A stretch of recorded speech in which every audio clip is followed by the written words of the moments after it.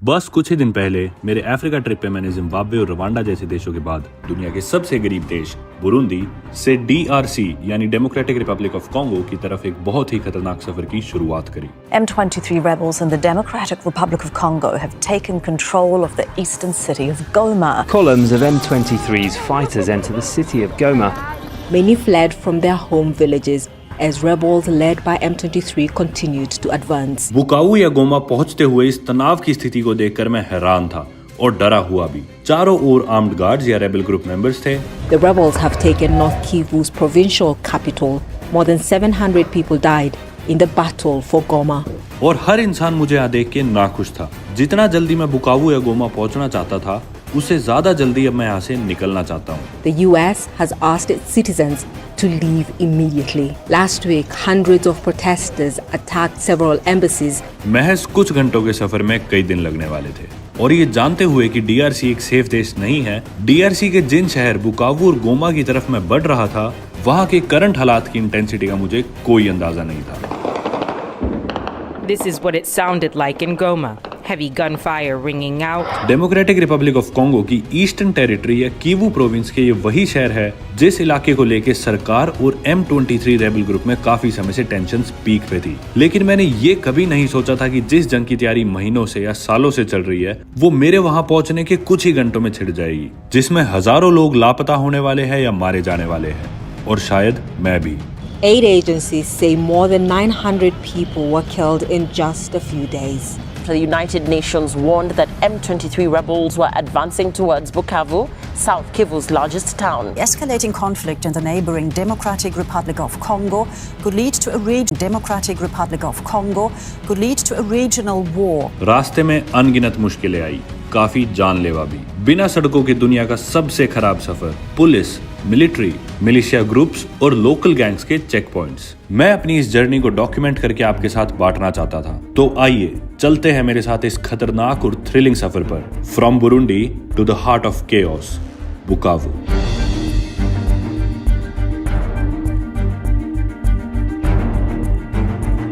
दोस्तों, स्वागत है आप सभी का एक ऐसी कंट्री से जिसका नाम अगर आप गूगल पे डालोगे तो लिखा आएगा कि दुनिया की सबसे गरीब या अनहैप्पीएस्ट कंट्री। जी हाँ, मैं बात कर रहा हूँ साउथ ईस्ट अफ्रीका की एंटायरली लैंडलॉक्ड कंट्री बुरुंदी की। और बुरुंदी देश की कमर्शियल कैपिटल और लार्जेस्ट सिटी बुजुम्बुरा में मैं फिलहाल हूँ। और अगर आप बुरुंदी देश को मैप पे देखोगे तो आप जानोगे कि एंटायरली लैंडलॉक्ड कंट्री सराउंडेड है Rwanda to the north, Tanzania to the east and south east. इसके साउथ वेस्ट में lake Tanganyika, which also happens to be the deepest and the second largest lake of Africa। और Burundi देश की west coast के along है democratic Republic of Congo. और क्योंकि Burundi के 3 सराउंडिंग देशों में से 2 देशों में मैं जा चुका, नेमली तंजानिया एंड रवांडा, आज हम सफर तय करेंगे इसके तीसरे पड़ोसी देश DRC के लिए, from the largest city of Burundi, बुजुम्बुरा। ये मेरा होटल है। सुबह के 7 बजे मैं उठ गया था क्योंकि आज हमें काफी बॉर्डर्स क्रॉस करनी है। बैग्स मैंने अपने रूम में से उठा ली है, ब्रेकफास्ट मैंने कर लिया है और अभी होटल से निकल के हम पहुंचेंगे अपनी पहली बॉर्डर की तरफ जिसका नाम है उवीरा। और पहले मैं बॉर्डर क्रॉस करके एंटर करूंगा DRC, और DRC से मुझे वापस बॉर्डर क्रॉस करके एंटर करना पड़ सकता है रवांडा देश, और रवांडा देश से फिर से मुझे एंटर करना पड़ सकता है DRC। आज का दिन बहुत ही लंबा और चैलेंजिंग होने वाला है और बहुत ही हार्डकोर ट्रैवलिंग आज के दिन होने वाली है। तो मैं इसके लिए प्रिपेयर्ड हूं, उम्मीद करता हूं आप लोग भी होंगे। आज का सफर शुरू करते हैं।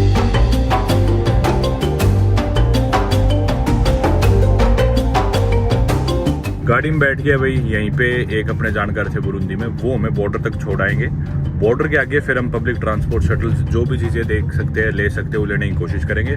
बाकी बुजुम्बुरा ये जो शहर है, ये लार्जेस्ट सिटी तो है बुरुंदी की, लेकिन कैपिटल नहीं है। बुरुंदी कैपिटल है गिटेगा, जो कि इनकी सेकंड लार्जेस्ट सिटी है, लेकिन इनका इकलौता इंटरनेशनल एयरपोर्ट इसी शहर में है, बुजुम्बुरा में ही। और पहले ना बुरुंडी और रवांडा जो इसका पड़ोसी देश है, ये ना बेल्जियन रूल के अंडर आते थे। ये एक टेरिटरी थी जिसे बोला जाता था रुवांडा उरुंडी, और रुवांडा उरुंडी की कैपिटल सिटी बुजुम्बुरा ही थी।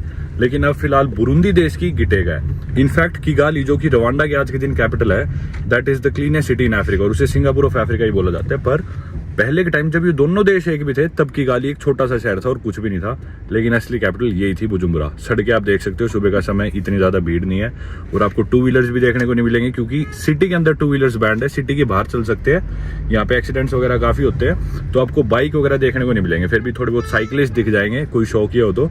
वैसे साइकिल्स भी नहीं दिखेंगी, टैक्सीज, बसेस, गाड़ियां ही दिखेंगी, और वो भी इन दिनों काफी कम दिखेंगी क्योंकि पेट्रोल की इतनी शॉर्टेज है, लोगों के पास पेट्रोल ही नहीं है। घंटों घंटों, कई दिनों पेट्रोल पंप पे लाइन में लगने के बाद तेल मिलता है, और जिनके पास प्राइवेट गाड़ी है उन्हें तो मिलता भी नहीं, उन्हें ब्लैक मार्केट से लेना पड़ता है कई गुना रेट पे, मतलब 300, 400, 500 रुपए 1 लीटर के पेट्रोल के। इसीलिए जो शहर में टैक्सीज है वो भी बहुत ज्यादा महंगी है बुरुंदी में। सड़कें आप देख सकते हो दोस्तों, हालांकि कितनी साफ है। अगर आप वर्ल्ड बैंक की या IMF की या UN की कोई भी लिस्ट देखोगे GDP पर कैपिटा नॉमिनल की, तो उसमें आपको आखिरी पे नाम दिखेगा बुरुंडी देश का। लेकिन फिर भी देखो सफाई में कोई कमी नहीं है, अपने देश से भी ज्यादा साफ है। और हर सैटरडे को यहाँ पे सुबह सफाई करनी होती है वॉलंटरीली हर इंसान को, जैसा रवांडा देश में उमाकांडा होता है। मैंने आपको रवांडा की वीडियोस में बताया कि भी महीने के लास्ट सैटरडे के दिन हर इंसान को सड़क साफ करनी है, और ये कंपलसरी चीज़ है। सेम चीज़ यहाँ भी है, और यहाँ पे हर सैटरडे को है।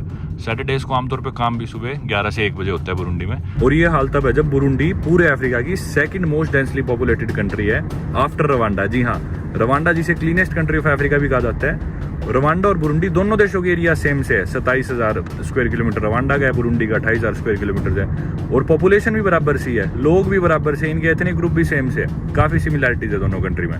पहले एक सिंगल टेरिटरी भी थी। तो सबसे ज्यादा डेंसली पॉपुलेटेड कंट्री अफ्रीका में, मेनलैंड अफ्रीका में रवांडा है, और second most densely populated country mainland Africa में बुरुंडी ही है। और इतनी ज्यादा पॉपुलेशन डेंसिटी होने के बावजूद भी ये लोग सफाई मेंटेन करते हैं। अपने देश से कई ज्यादा डेंसली पॉपुलेटेड है ये देश। तो हम ये बहाना भी नहीं दे सकते भाई हमारे देश में पॉपुलेशन ज्यादा है, पर अपना एरिया भी तो इनसे कितना गुना ज्यादा है।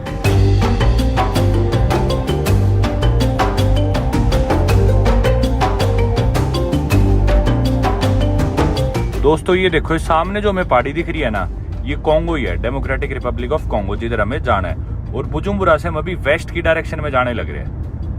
और यहीं पे साउथ वेस्ट की अगर हम बात करें, यानी कि इस डायरेक्शन की, तो इधर है लेक टंगनिका, जो कि मैं आप लोगों को बता चुका कि भी अफ्रीका की डीपेस्ट लेक है और सेकंड लार्जेस्ट लेक है आफ्टर लेक विक्टोरिया।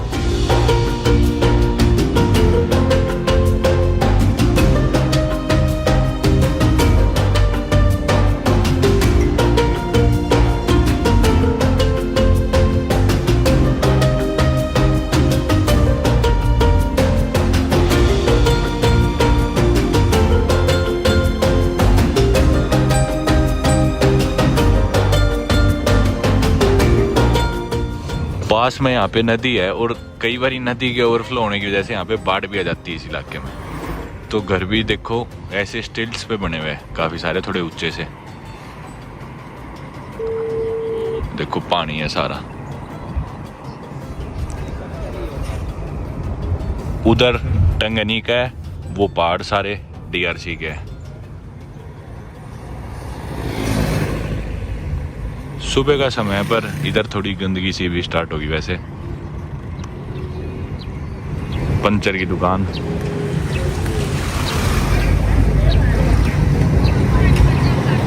ये एक चर्च है। बुरुंडी देश की मोस्टली पॉपुलेशन क्रिश्चियन है। एक और चर्च, इतनी दूरी में एक और चर्च भी आ गया।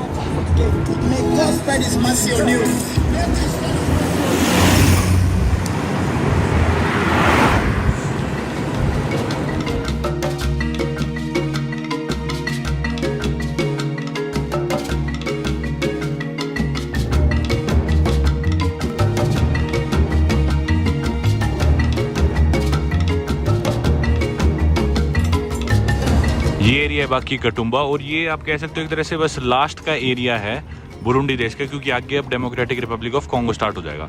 इधर बाकी एक बारी बाढ़ आने की वजह से इतना पानी भर गया था कि जो मगरमच्छ थे पानी के, वो इधर सड़कों पे आ गए थे, तो कई लोगों पे अटैक भी कर दिया था उन्होंने।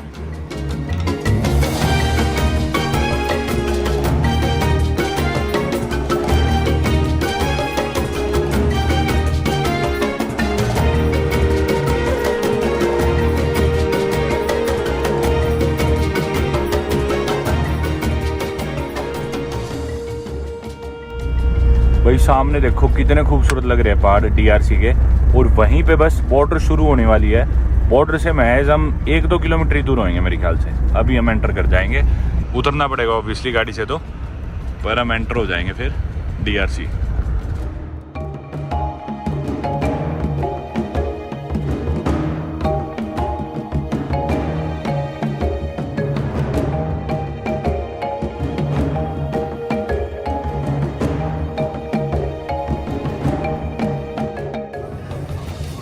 लो भाई यहाँ पे उतरते अब गाड़ी में से और चलते आगे बॉर्डर की तरफ। बॉर्डर के नज़दीक में उतर गया और बॉर्डर की तरफ जाने लग रहा हूँ, DRC देश की तरफ। और ना DRC क्योंकि अफ्रीका के थोड़े सेंट्रल में पड़ता है, अभी तक थे हम सदर्न अफ्रीका में, ईस्टर्न अफ्रीका में। DRC है बीच सीक में और इसकी वेस्ट में भी बॉर्डर है। और वेस्ट अफ्रीका के उतरते ही लोग मेरे पीछे लग गए, बच्चे वगैरह घेर लिया, मेरे पीछे पीछे चढ़ रहे हैं। जैसे मैंने बताया DRC की बॉर्डर वेस्ट अफ्रीका पे भी लगती है और ना वेस्ट अफ्रीका के लोग थोड़े से एग्रेसिव होते हैं। ईस्ट अफ्रीका वाले तो बड़े अच्छे हैं, मतलब बहुत वेलकमिंग से। ये फर्क है बहुत बड़ा जो मैंने नोटिस किया है। वेस्ट अफ्रीकन सारी कंट्रीज ट्रैवल करने के बाद जब मैंने अब ईस्ट अफ्रीका, सदर्न अफ्रीका में ट्रैवल करा तो रियलाइज करा यहाँ के लोग तो बहुत वेलकमिंग है, ना चिढ़ते ना इन्हें इतनी प्रॉब्लम होती फोन वोन से, कैमरा से। पर वेस्ट में बिल्कुल ही उल्टा हिसाब किताब है और बहुत ज़्यादा ब्राइबरी है, बहुत ज़्यादा करप्शन सी भी है। और कॉन्गो के लोगों का बिहेवियर भी कुछ ऐसा सही है वेस्ट अफ्रीकन जैसा, जैसा मैंने जाना है। तो काफ़ी ध्यान रखना पड़ेगा, पैसे वगैरह काफ़ी मांगते हैं, करप्शन काफ़ी है। और ना DRC का वीज़ा लेना भी काफ़ी कॉम्प्लिकेटेड है, मेरे ख्याल से $350-400 का तो इनका वीज़ा पड़ता है। मैं कैसे एंटर करने लग रहा हूँ, तो दरअसल मैं ना एक नेशनल पार्क में जाऊँगा, काहुजा नेशनल पार्क, जो कि बुकावू शहर है एक DRC का, उसके नज़दीक है। उस नेशनल पार्क से मैंने एक इन्विटेशन लेटर मंगाया है। उस इन्विटेशन लेटर के बेसिस पे मुझे एंट्री मिल जाएगी और उस केस में वीज़ा सस्ता ही पड़ता है, $100 का पड़ेगा मुझे वीज़ा। पर पता नहीं अब किसको कितने पैसे पे करने पड़ेंगे। यहाँ से निकलते हैं और फाइनली एंटर करते हैं DRC। चलो, मुझे लोग देखते ही इकट्ठे हो गए, कौन है ये, क्या कर रहा है बॉर्डर पार करते हैं अब। बाकी कुछ पक्का भी नहीं पता कि इधर से हमें एंट्री देंगे या नहीं देंगे, क्योंकि बहुत कॉम्प्लिकेटेड बॉर्डर है ये। देखेंगे माथा मार के थोड़ा आगे चल के। वैसे हम दोनों पहले ट्रैवल कर चुके हैं वेस्ट अफ्रीका। वेस्ट अफ्रीका के सफर कैसे थे एडवेंचर? वही एडवेंचर याद आता। तैयार हो? वही होएगा दोबारा। हम दोनों ट्रैवल कर चुके हैं अलग अलग वेस्ट अफ्रीका, तो हमें पता है कैसा होता है वैसे बॉर्डर एक्सपीरियंसेस। भी हम दोनों खतरों के खिलाड़ी हैं, कर ही देंगे। चलो, रात से हम सोच रहे हैं, रात को हमने बात की कि यार जा रहे हैं, मतलब अनसेफ्टी तो बहुत ज़्यादा है, ठीक है, और फिर ये बॉर्डर वगैरह वाली दिक्कतें, तो सोचा चलो दोनों हैं कर ही लेंगे। अगर शायद दोनों ना होते तो दिक्कत लगती है, क्योंकि अभी बड़ा सफर कवर करना, अभी तो शुरुआत भी नहीं हुई, कुछ कवर करना है। चलते हैं। ये भाई लोग हमारे साथ चलेंगे देखने के लिए कि भी बाई चांस हमारी एंट्री नहीं हुई तो हमें वापस बुजुम्बुरा ले आएंगे। और ये देखो, ये पहले ही इतनी लंबी लाइन है और कोई भी लाइन में लगा हुआ, दो लाइनें बना दी, कोई बीच में से घुस रहा है, कोई कैसे। हम भी देखते हैं कोई सेटल कर पाए तो कुछ। अभी सेटिंग की है थोड़ी सी, देखते हैं लाइन में ना लगना पड़े। यहाँ पे होगा हमारा इमिग्रेशन, तो देख लो भाई, ये अफ्रीका के हाल हैं जहाँ पर इमिग्रेशन की लाइन इस तरह है। तो हमने वो कर दिया है पार भाई, जो बुरुंडी का था इमिग्रेशन। आगे जा रहे हैं, पूरा केओस मचा पड़ा है। एक हमारे पासपोर्ट ले गया उधर बंदा, इधर येलो फीवर के लिए हमें रोक लिया है। भाई पता नहीं कितनी लंबी लाइन लगी हुई है यहाँ पे, तो लोग खड़े हुए कई सौ। यही हाल है भाई यहाँ पे, तो पैसा फेंको तमाशा देखो। ये मैडम आई है, पहले तो उसने मना कर दिया, कह रहे नहीं होगी एंट्री, जाओ। और ये मैडम आई है पीछे से आवाज़ मारती हुई बात कर रही है, देखो एंट्री होती है नहीं होती, सारे चिपट रहे हैं कुछ ना कुछ। देखते हैं क्या होता है, अभी कुछ नहीं पता। लो भाई, घुस गए अपन फाइनली, सारी हैसल के बाद। बहुत ज्यादा आपको बताता हूँ क्या सिचुएशन हुई। सड़कों के रास्तों के हाल देख लो, खड्डे हो रखे बहुत ज्यादा। पहले तो मैं वापस भेज दिया था, बोले नहीं जाने देंगे, वीजा लेके आओ। पर अभी बताता हूँ कैसे घुसे हम सब। एक बार एक सेफ स्पॉट पे चलते हैं, पीछे इमिग्रेशन रहेगी, बॉर्डर में हम घुस गए DRC देश के अंदर, डेमोक्रेटिक रिपब्लिक ऑफ कॉन्गो, मेरी 111वीं कंट्री। यहाँ से अब हम कोई गाड़ी तलाश रहे हैं अगले शहर जाने के लिए, बुकावू के लिए। पता नहीं यहाँ तो कोई बस वैसे डायरेक्ट मिलेगी या नहीं मिलेगी, कोशिश करते हैं। First they can take us to the bus and then Bukavu? Yes. How far is the bus? भाई इन बाइक वालों के साथ हमने कुछ शेट कर रहे हैं। पीछे तो बाइक थे नहीं बुरुंडी में, यहाँ पे बाइक वाले खूब सारे हैं। बोल रहे कि हम आपको बस तक चढ़ा देंगे बुकावू की। मैं बोला बाइक पे ले जाओगे? बोले हाँ 2 बाइक पे ले जाएंगे अलग अलग बिठा के। बाइक भी TVS की है। यहाँ पे इंडियन बाइक्स बहुत चलती है अफ्रीका में, TVS, बजाज, ये सब। इस बाइक पे अपने हुए बस की तरफ कहीं छोड़ आएंगे। देखो सारे इकट्ठे हो रखे हैं लेके जाने के लिए। गेर सा लिया इन्होंने तो, बाहर निकलते ही इतने सारे इकट्ठे हो गए। बैग भी मतलब ऐसे हो रहा है कि पीछे से कोई छेड़े ना कहीं बैग को, और आगे करके टांगूंगा तो बहुत भारी है बैग। देखना कितनी भीड़ हमारे पीछे लगा दी इन्होंने। भाई लड़े जा रहे हैं आपस में, इतनी कंफ्यूजन है। बोल रहे कि भी $5 लेंगे। मैं बोला $5 बाइक पे वहां तक छोड़ देंगे? बोले नहीं 2 जनों के 5 लेंगे। मैं बोला फिर भी ज्यादा है। बोले 1 जने के $2 लेंगे, 2 जनों के $4। अब ये लड़ रहे आपस में, दिमाग फटने को हो रहा है। खुद ही लड़ रहे, लेके हमें जाना है। आपस में पता नहीं क्यों लड़ रहे हैं. He's saying $2. Can I go? I go? Yes. Okay. $2. You will drop me at bus station. किधर जा रहे हो? हम जा रहे हैं बुकावू. बुकावू. हाँ, कैसे जाएं? फिर तीनों जा रहे. तू किस पे है? ओके, ठीक है. ये पाकिस्तानियों से सीखा हुआ है भाई, जो है उर्दू हिंदी. और हमारे हालात देखो, बैग बचाते फिर रहे हम तो अपने. मेरे लगेज कहाँ हैं? ओके, ये रहा भाई. लड़ रहे हैं भाई.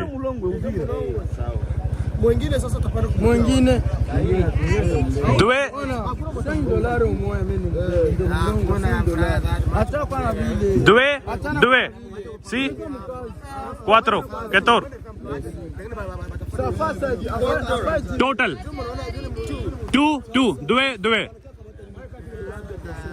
वी चल पड़ भाई.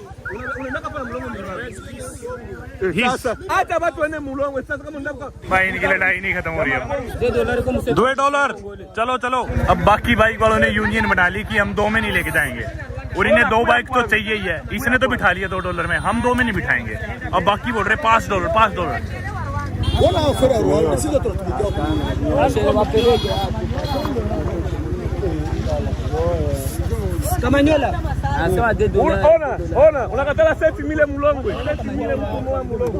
भाई ले चलो यार, इनकी लड़ाई या नहीं खत्म हो रही अभी तक.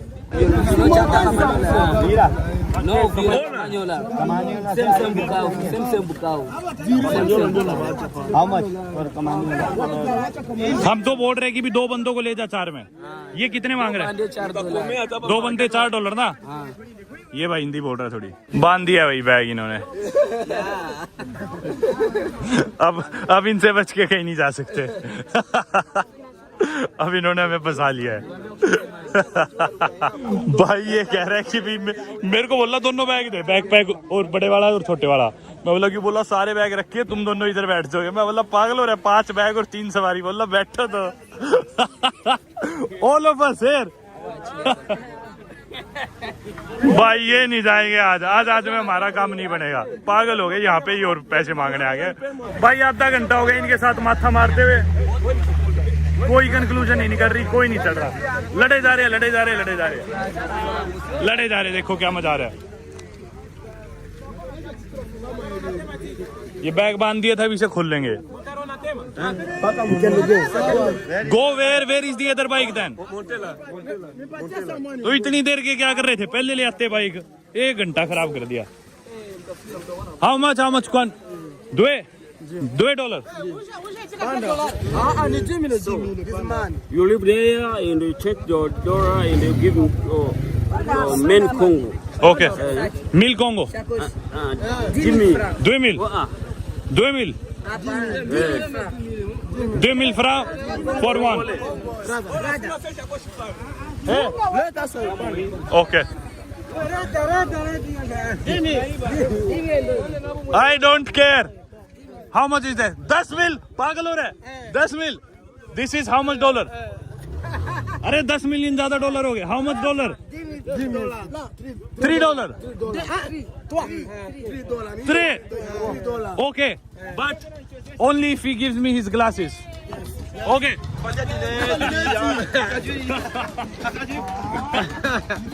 Yeah, now. Bye, brother. Bye. Thank you.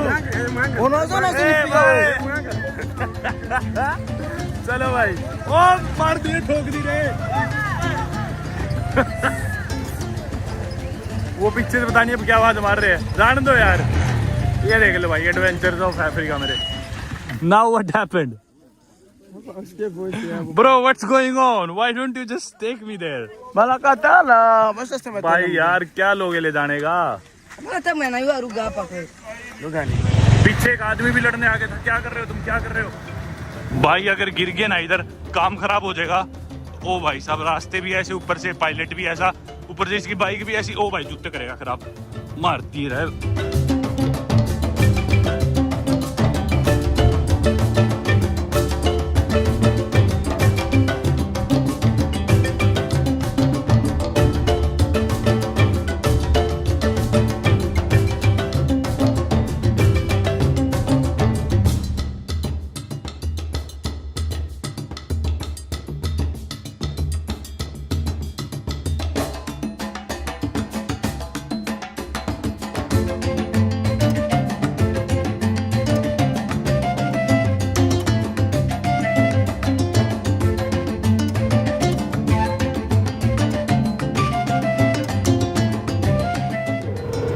Promo. ये बात के चक्कर में मेरे को घेर देगा। चला गाड़ी आगे चला यार, रास्ते और आगे से मेरे 2 बैग रखे हुए हैं और उधर बात भी कर रहा है। ये घेरेगा भाई मेरे को, मैं तो गया।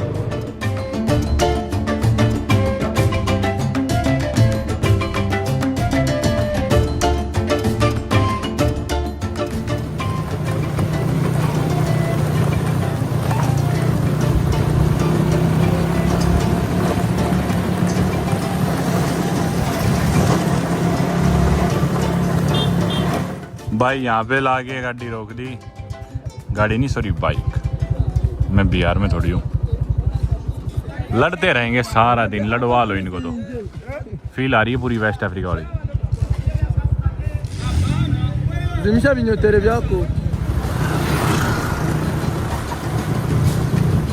भाई साहब ये क्या पाकिस्तान का झंडा?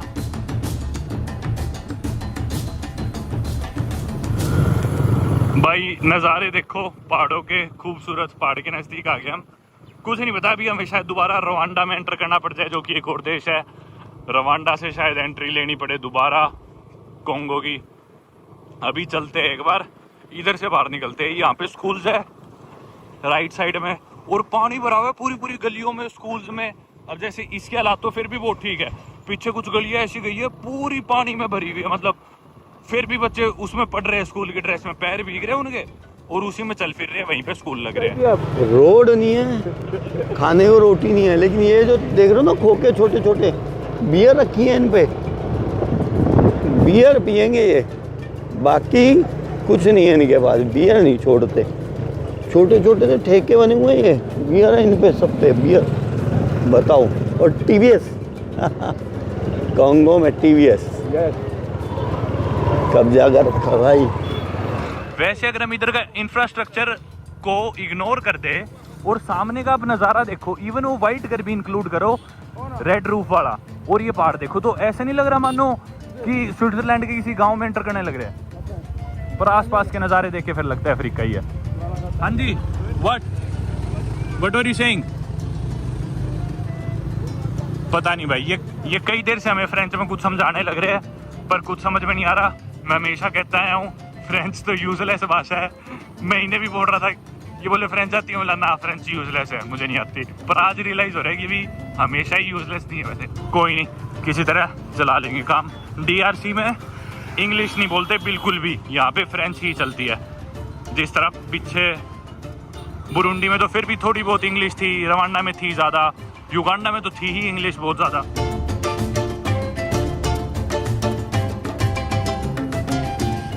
शहर में आ गया मेरे ख्याल से, पास वाले उवीरा है क्या, पता नहीं कौन सा है। यहाँ पे मार्केट लगी हुई है लेफ्ट में और राइट में। सामने एक ये पुल सा आ गया, जिसको देख के डर लग रहा है मानो टूट जाएगा। अरे ओ भाई साहब सही में टूटेगा। गंदगी नहीं खत्म होने लग रही। राइट में एक बार है, ये देखो,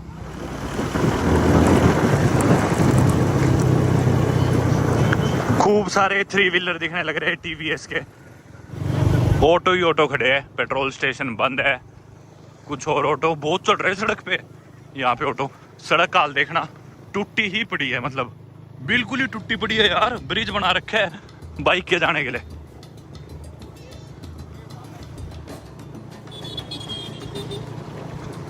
यार कितनी तोड़ फोड़ हो रखी है यहाँ पे,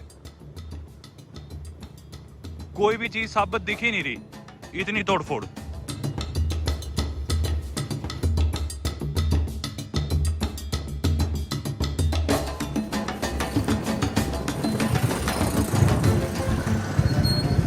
पता नहीं किससे पूछ रहे अभी कुछ।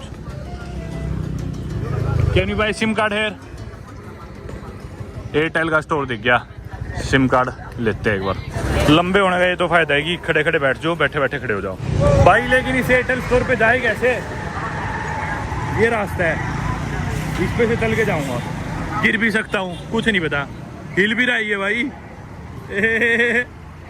आगे। बाकी ना सड़क पे पोस्टर्स लगे हुए एफ्रीसेल के। एफ्रीसेल जो सिम कार्ड की कंपनी है, वेस्ट अफ्रीका में मैंने गाम्बिया देश में शायद एफ्रीसेल का सिम कार्ड लिया था, तो वो फीलिंग आने लग रही है। हालांकि है हम अभी भी सेंट्रल अफ्रीका में या फिर सदर्न ईस्ट कह लो या सेंट्रल ईस्ट कह लो, पर इस देश की बॉर्डर अफ्रीका की वेस्ट कोस्ट तक जाती है, तो इसलिए थोड़ी सी फील आने लग रही है वेस्ट अफ्रीका वाले की। सड़कें सारी टूटी पड़ी है जैसा मैं आप लोगों को दिखा चुका, मतलब इतनी सी देर में इतने चेंजेस आ गए सड़क पे जैसी कंट्री चेंज हुई। चलो सिम कार्ड देते हैं एयरटेल का। इतना बड़ा बड़ा हर जगह एयरटेल लिख रखा है, पर एयरटेल का सिम नहीं था इन पे। एयरटेल मनी का दफ्तर था ये, सिम कार्ड इधर मिलेगा।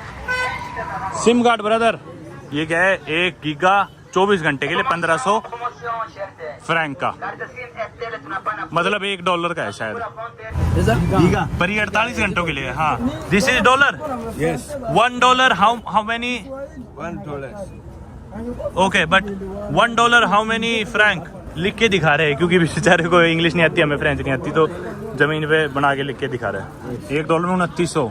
सिम ट्रे निकालने के लिए ना ये ले रखी है इन्होंने, सिरिंज वाली सुई।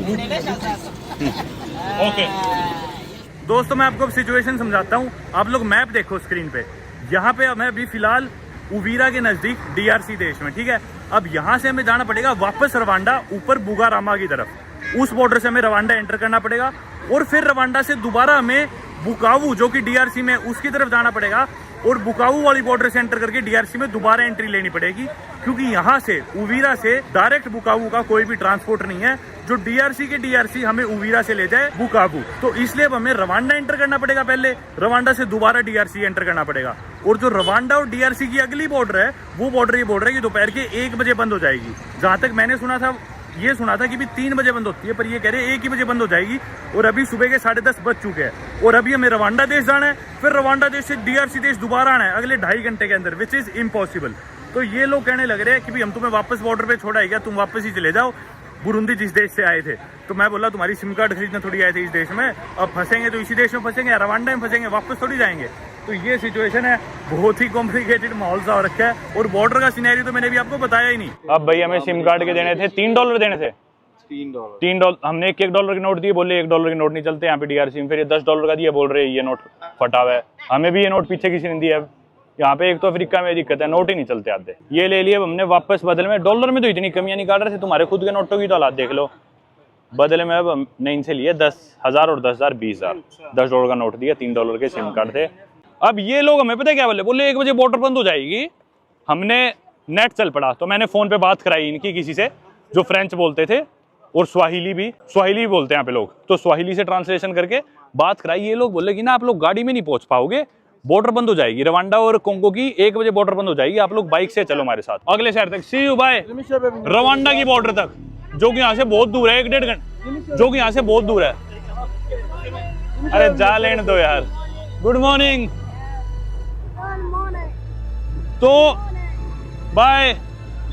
तो भाई मैं ही ने बोला कि भाई हमें बस के पास उतार दे, हमें बस मिलेगी रवांडा की बॉर्डर की तो ठीक है, घेरेगा, नहीं मिलेगी तो हम यही सोचेंगे मेरी टेंशन ना ले तू इतनी कि भी आगे बॉर्डर बंद हो जाएगी, हमारे साथ चलो बाइक पे। मैं तू बाइक पे किस तरह ले जाएगा इतनी दूर? ये अपनी स्कीम लगा रहे थे शायद, ताकि इनको सवारी मिल जाए हम आगे तक की, और इनकी कमाई हो जाए और मेरी कमर टूट जाए। दुकान का नाम देखो, नो स्ट्रेस। यही तो प्रॉब्लम है लाइफ में, स्ट्रेस नहीं है। स्ट्रेस होता तो क्यों यहाँ पे अफ्रीका में धक्के खा रहा होता। TVS। अरे भाई साहब यार, पहाड़ों के नज़ारे देखो यार, कैसे क्या लाजवाब है ना।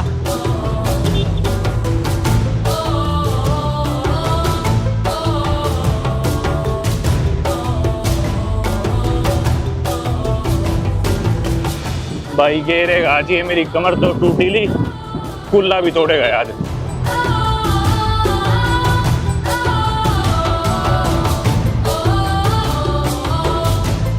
एक और खतरनाक पुल। अरे यार, सारे सीनरी की इन्होंने ऐसी तैसी कर दी, देखना है कितना कचरा यार। और पीछे वो पहाड़ कितने सुंदर, कंट्रास्ट देखो, ऐसी तैसी कर दी सारी सीनरी की। सिड बॉय यार, शहर तो मैजिकल है वैसे, कितनी बार कह चुका मैं, पर ये देखो, और अब घेरेगा।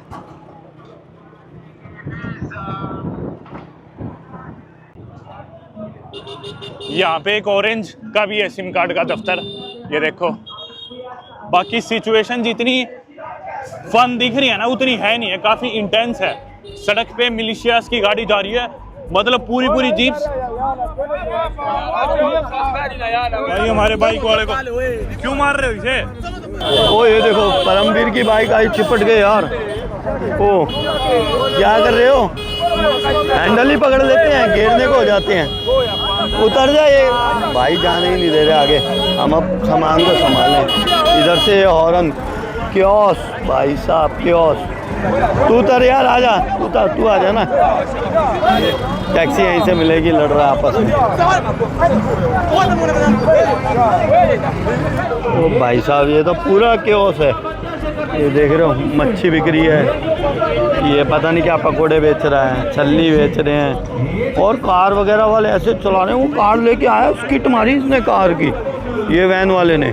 भाई हमारे बाइक वालों को रुकवा लिया और इन्हें पीटने लग रहे, मारने लग रहे कि भी इधर आगे बाइक क्यों लेके जा रहे, पता नहीं क्या कारण है, क्या होने लग रहा है भाई। बहुत इंटेंस है situation. What's going on? Why why?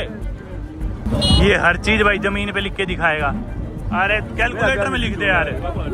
भाई ने बैग उतार लिया और ये खुद दारू पिया हुआ लग रहा है। ये ड्राइवर है, बार बार पासपोर्ट मांग रहे हैं, पासपोर्ट दो, अपना पासपोर्ट दो। सबने दारू पी रखी है भाई, सबने ना। इसमें जगह गाड़ी में कहाँ बिठाएंगे? बुरा हाल हो रखा है, मारा मारी। यहाँ पे मिलिशियास की गाड़ी घूम रही है, बाकी ट्रक में लदे हुए इतनी बड़ी बड़ी बंदूकें लेके यहाँ से गुजर रहे हैं। सीट तो दिखा, बैठेगा 1 person and then second person where? 1 person. Where will second person sit? More hapa mbele na more hapa. One here and my friend where? Yes. Bana kama fasi mo hakuna kisi. No, 2 per. Huyo mwingine dada yuko hapa. Huyo mwingine dada yuko hapa. Baada umeona na yule dada mwingine yuko hapa. Mwingine mali dada mwao mtu ya one plus. अब अगर हम time से निकले तो border बंद हो जाएगी, तो मेरे ख्याल निकलना ही पड़ेगा। Where will you keep this? This. ये रखो पहले। पासपोर्ट मांग रहे, दे दे क्या पासपोर्ट? रवांडा देखेंगे ना, सब कुछ इस पासपोर्ट में ही है भाई। अब ये भी रंग बदल गए, बोल रहे कि भी हमने तो $4 बोले थे, जबकि $2 $3 में बात हुई है। बोल रहे $10 दो हमें, अब 10। बाइक वाले बोल रहे 5 दो, 4 भी नहीं बोले, 5 दो। सब पलट गए भाई। Thank you, goodbye, thank you, bye brother, bye. मान गए कम पैसों में, जो बात थी असली उसी में। ओके चलो भाई, मर गया आज। थैंक यू भाई। यहाँ पे एक और रूल है, क्या पता क्या, $1 का नोट ही नहीं लेते। तो भी गाड़ी के हमने पूछे कितने पैसे हुए, शटले बोला बंदे $22 हुए। तो मैंने एक $20 का नोट दिया, 2 $1 का नोट दिए। बोले ये नहीं लेंगे। मैं बोला 10 का ले जा। अब ये नोट नहीं चला भाई, इधर ये बढ़ गया, नोट ही नहीं चलते। Okay take this one, give me this one. हर इंसान आ गया कि भी हमें भी $1 दे दो। अभी इसे भी चेक करेगा। ऐसे एडवेंचर होने लग रहे, सही में वेस्ट अफ्रीकन ट्रिप याद आ गया। ये आ गई हमारी लोकल करेंसी, 23,000 होनी चाहिए। इनके नोट तो गया, but this, look at this. खुद फटा हुआ नोट दे रहे, मेरे $1 ले नहीं रहा था। ये भाई दे गया हमें 24,000, एक $1 में ऑलमोस्ट 2900 कोंगोलीज फ्रैंक है, ठीक है, DRC फ्रैंक। तो अपने को लेने थे वापस इनसे $8, जो कि बनते 23,000 24,000 कोंगोलीज फ्रैंक। तो बदले में जनाब मेरे को दे गया 24,000 फ्रैंक। इनका फिक्स्ड ही रेट है, कोई ब्लैक मार्केट रेट नहीं है। आमतौर पे वैसे ऐसे देशों में होता है कि भी ब्लैक मार्केट रेट अलग होता है, ऑफिशियल रेट अलग होता है डॉलर्स का। इनका लेकिन सेम है। स्पेशली जो देश ऐसे होते हैं ना जिधर क्राइसिस चल रहे हो, या जिधर एम्बार्गो लगा हुआ हो, सैंक्शंस लगे हो जिस देश पे, अंडर डेवलप्ड कंट्रीज जनरली, उनमें ये सब दिक्कत होती है कि ना ऑफिशियल रेट तो कुछ और होता है डॉलर का, बैंक रेट, पर जब आप देश में आगे एक्सचेंज कराते हो तो आपको डॉलर के बदले ज्यादा लोकल करेंसी मिलती है, यानी कि उस देश में कमी होती है फॉरेन एक्सचेंज की। कोंगो का भी मैं एक्सपेक्ट कर रहा था कि भी वैसे ब्लैक मार्केट रेट ज्यादा होगा, पर यहाँ पे लोग आमतौर पे ना डॉलर भी यूज करते हैं, DRC फ्रैंक भी यूज करते हैं। यहाँ पे रेट सेम ही है, कोई ऐसा फर्क नहीं है। तो इस वैन की हमारी जो टिकट आई है ना, वो आई है $22 की, 2 जनों की, यानी कि $11 पर पर्सन, जो कि अपने भारतीय 950 रुपए बनते हैं, और इनकी करेंसी में DRC फ्रैंक में बढ़ते हैं 30,000 पर पर्सन। अब हमें ये नहीं पता लेकिन ये वैन कहाँ लेके जाएगी, कहाँ नहीं लेके जाएगी, क्योंकि बहुत ज्यादा कम्युनिकेशन गैप है, लैंग्वेज नहीं समझ में आ रही, कोई भी इंग्लिश नहीं बोलता इधर, और हम फ्रेंच नहीं बोलते, या ये जो लोकल भाषा बोल रहे हैं वो हम नहीं बोलते। और रवांडा और बुकावू की जो बॉर्डर है वो बंद हो जाएगी 3 बजे, अभी सुबह के मेरे ख्याल 11 बज के 12 मिनट हो गए सुबह के, तो यानी कि 4 घंटे से कम है वो बॉर्डर बंद हो जाएगी। देखो होप कर रहे टाइम से पहुंच जाए तो सही है, वरना फंस के खड़े हो जाएंगे दोबारा। पर यहाँ पे एक ये परेशानी भी रहती है अफ्रीका में, जब तक वैन भरेगी नहीं ना तब तक वैन नहीं चलेगी। कोई टाइम नहीं होता बस का वैन का, जब तक फुल नहीं होगी तब तक चलेगी नहीं। तो पता नहीं अब कितनी देर और वेट करना पड़ेगा, हालांकि पूरी फुल ही है, भरी पड़ी है।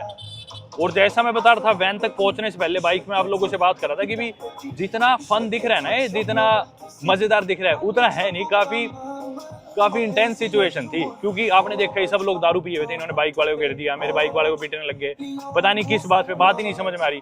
पहले वहाँ पे बॉर्डर पे सारे बाइक वाले लड़ने लग रहे, फिर हम बाइक पे बैठे, अब इधर फिर लड़ने लग रहे सब। और ना सड़क पे मतलब ऐसे गाड़ियां चल रही थी सिपाहियों की, मतलब सबके पास इतनी बड़ी बड़ी बंदूकें, नी गार्ड्स वगैरह पहन रखे, उन्होंने ऐसे तैयार हो गए जैसे मान लो जंग पे जाने लग रहे हैं। खूब सारी जिप्सी इधर से गुजरने लग रही है हर कुछ ही मिनटों में, और मतलब सड़क पे सबको धमकाते हुए, गालियां देते हुए, रास्ता बनाते हुए जाने लग रहे हैं, ऐसे चश्मे लगा के जैसे पता नहीं कौन सा बड़ा वॉर होने वाला है यहाँ पे। कॉन्गो में भी ना बहुत फिलहाल इंस्टेबिलिटी है, बहुत यहाँ पे भी मिलिशियाज बने हुए हैं, गुट बने हुए हैं, कोई सेफ कंट्री नहीं है ये। एक चीज मैंने अफ्रीका में ये भी बड़ी देखी है कि ना सड़क पे कहीं भी बड़ा सा स्पीकर रख देंगे और गाने बजा देंगे, पूरे शहर में गाने बजते रहेंगे और कोई दिक्कत नहीं है। लोग बढ़िया एंजॉय करते हैं, गाने बज रहे हैं, गाते हुए जाते हैं पास में से। ये आपको मार्केट्स में बहुत दिखेगी ये चीज। भाई जस्ट अभी हमारे साथ से गुजरा एक ट्रक लदा हुआ, इतने सारे उसमें पुलिस वाले, इतनी सारी बंदूकें, मतलब ये मान लो ट्रक से गिरने को हो रहे थे, इतने सारे लदे हुए थे उसमें। दोस्तों वक्त हो गए 11:30 से ऊपर, यानी कि मेरे को इस सीट पे बैठे हुए आधे घंटे से ज्यादा हो चुका है, अभी तक ये वैन चली नहीं। और क्या पता चले ना चले, आगे बॉर्डर बंद हो रही है नहीं हो रही है कोई मतलब नहीं, जब तक ये फुल नहीं होती वैन नहीं चलेगी, चाहे रात को चाहे कल सुबह हो, अगर होएगी नहीं तो चलेगी नहीं। ये फिर आ गया भाई लौट के, पता नहीं किसको लिया है, एक और सवारी लिया है शायद, बहुत तेज आदमी है भाई। सारी चीजों की होम डिलीवरी भी नहीं, विंडो डिलीवरी, विंडो पे मूंगफली आ जाएगी, अंडे भी दे गया था, सैंडल ले लो, जो भी लेना है ले लो, और कुछ नहीं भी लेना तो फ्री में भी पैसे दे दो चाहिए। अब दोस्तों वैन तो पता नहीं कब चलेगी भी या नहीं चलेगी, कुछ नहीं पता। तो मैंने सोचा इतने बाप लोगों को बता दूं कि बॉर्डर में हमारे साथ क्या हुआ था। तो जैसा आप लोग जानते हो, बुरुंदी से बुजुम्बुरा शहर से हम आए डीआरसी की बॉर्डर की तरफ। वो जो भी टाउन था, गाटुंगा जो भी उसका नाम था, वो आखिरी गांव पार करके आएगी बॉर्डर में। वीडियो रिकॉर्ड करा था, मैंने बताया था कि अभी हम एंटर करेंगे डीआरसी में, जिस देश का कल्चर ईस्ट अफ्रीका से ज्यादा वेस्ट अफ्रीका को रिजेंबल करेगा। अब बॉर्डर पे हम पहुंचे तो सबसे पहले ऑब्वियसली हमें बुरुंडी देश की एग्जिट स्टैंप लगवानी है कि हम बुरुंडी से बाहर निकल रहे हैं। पर उधर लगी हुई थी बहुत लंबी लाइन, और एक नहीं 2 लाइन थी। पहले एक जगह लंबी लाइन, उधर से फारिग होके फिर दूसरी जगह जाओ, उधर भी लाइन लगी हुई, फिर आपके पास उधर स्टैंप होनी थी, तब हमारी एग्जिट स्टैंप लगती बुरुंदी की। और बहुत ही कॉम्प्लिकेटेड प्रोसेस था, ना हमारे पास सिम कार्ड था बुरुंदी का, ना सिम कार्ड था डीआरसी का, और ना कोई इंग्लिश बोलता था। तो बॉर्डर और इमिग्रेशन हर एरिया काफी कंफ्यूजिंग और कॉम्प्लिकेटेड था। पर जो हमें छोड़ने आए थे बॉर्डर तक, इंडियन थे, वो बोलते थे फ्रेंच भाषा। तो उन्होंने बॉर्डर पे किसी इंसान को पकड़ा और उसे कुछ पैसे दिए। अब उस इंसान ने हमारा लिया पासपोर्ट और वो सीधा गया इमिग्रेशन ऑफिसर्स के पास और बताया भाई ऐसे ऐसे 2 जने हैं इंडिया के, इन्हें डीआरसी जाना है, इनका काम करवाओ। ऑफिसर्स ने हमें अलग बुला लिया कमरे में, अलग से हमारा पासपोर्ट लिया, तुरंत हमारी बुरुंदी की एग्जिट स्टैंप मार दी। बुरुंदी की एग्जिट स्टैंप लेके अब हमें घुसना था डीआरसी में। बुरुंदी हमने एग्जिट कर लिया, मतलब 3 से 4 मिनट के अंदर ये सारा काम हो गया, जबकि वो लोग सारी इतनी देर से लाइन में लगे हुए, पर उन्होंने हमारा काम जल्दी करके हमें भिजवा दिया डीआरसी वाली साइड। अब डीआरसी में तो हम एंटर हो गए, लेकिन हमें पहले लेना था डीआरसी का वीजा, डीआरसी की एंट्री करानी थी, इमिग्रेशन कराना था, ये सारा काम कराना था। लेकिन घुसते ही एक आदमी आया, बोला रुको कहाँ जाने लग रहे हो, येलो फीवर दिखाओ। जबकि हमारे पास एक आदमी है जो हमें असिस्ट करने लग रहा है, और वो अब डीआरसी के ऑफिसर से बात करने लग रहा है, भाई इनका काम करा दो जल्दी। उधर भी बहुत भीड़ लगी हुई थी। जो लोकल्स है ना, उन्हें पासपोर्ट ले जाने की जरूरत नहीं है, पासपोर्ट पे स्टैंप कराने की जरूरत नहीं है, उनके पास पेपर था एक, वो लोग उस पेपर पे स्टैंप करा रहे थे। लेकिन उस पेपर पे स्टैंप कराने के लिए भी इतनी लंबी लाइन लगी हुई थी, स्पेशली बुरुंडी वाली साइड। पासपोर्ट तो हमारा स्टैंप हो गया था, पर यानी भी हम डीआरसी में घुसे। और येलो फीवर दिखाने से पहले उन्होंने हमें बोला जाके हाथ धो, क्योंकि यहाँ पे बीमारी वगैरह काफी फैल रही होगी। तो उन्होंने एक टुंटी लगा रखी थी, इधर साबुन भी नहीं, कुछ भी नहीं, सिर्फ पानी आ रहा। बोले इस पानी में हाथ धो हमने। फिर बोले अपना येलो फीवर दिखाओ, येलो फीवर कार्ड दिखाया, वो चेक करा। फिर क्या होता है, फिर पूरी कहानी में आता है एक ट्विस्ट। डीआरसी का इमिग्रेशन ऑफिसर आता है हमारे पासपोर्ट्स लेके, और जो बंदा हमें असिस्ट कर रहा था वो बुरुंडी का ही था शायद, वो भी आता है साथ, और हमें बोलते हैं गो बैक, वापस जाओ वापस। मैं बोला भाई क्या हुआ, बोले वीजा नहीं है, वापस जाओ, वापस घुसो बुरुंदी में, डीआरसी में नहीं आ सकते तुम। इंग्लिश नहीं आती थी उन्हें, वो फ्रेंच में बोल रहे थे, जितनी मैं समझ पा रहा था या जितनी इंग्लिश वो बोल पा रहे थे, इतना ही कम्युनिकेशन हो पा रहा था। मैं बोला कारण क्या है, बोले फ्रेंच में बोल रहे, बोले एम्बेसी जाओ, एम्बेसी से वीजा लेके आओ, वीजा नहीं है तुम्हारा, बाहर निकलो यहाँ से। अब इतनी देर में उनकी ना कोई इमिग्रेशन ऑफिसर कमिश्नर थी, उनकी जो डेजिग्नेशन थी इमिग्रेशन कमिश्नर कुछ ऐसे था, वो लेडी वहां से गुजर रही थी। वो अपनी सिविल यूनिफॉर्म में थी, तैयार हो रखी थी, खूब सारी ज्वेलरी पहन रखी थी। वो लेडी रुकती है और बोलती है क्या बात होगी। अब वो डीआरसी का इमिग्रेशन ऑफिसर इस देश का उन्हें बताते हैं इनका तो वीजा ही नहीं है, ये सिचुएशन है, इंडियन पासपोर्ट होल्डर्स है और इन्हें तो डीआरसी में जाना था। वो लेडी भी बोलती है पासपोर्ट वगैरह देख के हमारा कि भी वापस जाओ। हम बोले क्या बात होगी, बोली कि एम्बेसी से वीजा लेके ऐसे हम नहीं घुसने देंगे, वापस जाओ। पर अब हम एक तरह से हार मान चुके थे, हाथ खड़े कर चुके थे। पर फिर मैंने उनसे थोड़ी सी और बहस करी। मैं बोला ऐसे क्यों करने लग रहे हो, हमें तो वहाँ पे गोरिल्लास देखने हैं, हम कहूजा नेशनल पार्क में जाएंगे, हमें नेशनल पार्क में जाना है, हम आपके देश के जंगल के जानवर देखने आए हैं, वाइल्ड लाइफ देखने आए हैं। तो उनके दिमाग में बात क्लिक सी करी। मैं बोला ये इनविटेशन लेटर भी है हमारे पास तो नेशनल पार्क का। वो बोले कहाँ है। मैं बोला ये रहा पासपोर्ट के साथ आपने हाथ में पकड़ रखा है। उन लोगों ने जो हमारा इनविटेशन लेटर था, जो कहूजा नेशनल पार्क का था, कहूजा बीच है कुछ ऐसे नाम है, वो इनविटेशन लेटर खोल के ही नहीं देखा। और जो इंसान हमें असिस्ट करा था उसने दिखाया भी नहीं उन्हें। फिर फाइनली उन्होंने वो खोल के देखा और उन्होंने रियलाइज करा कि भाई इनकी तो इनविटेशन है उस नेशनल पार्क से और हम इन्हें बॉर्डर पे वीजा इशू कर सकते हैं ऑन अराइवल।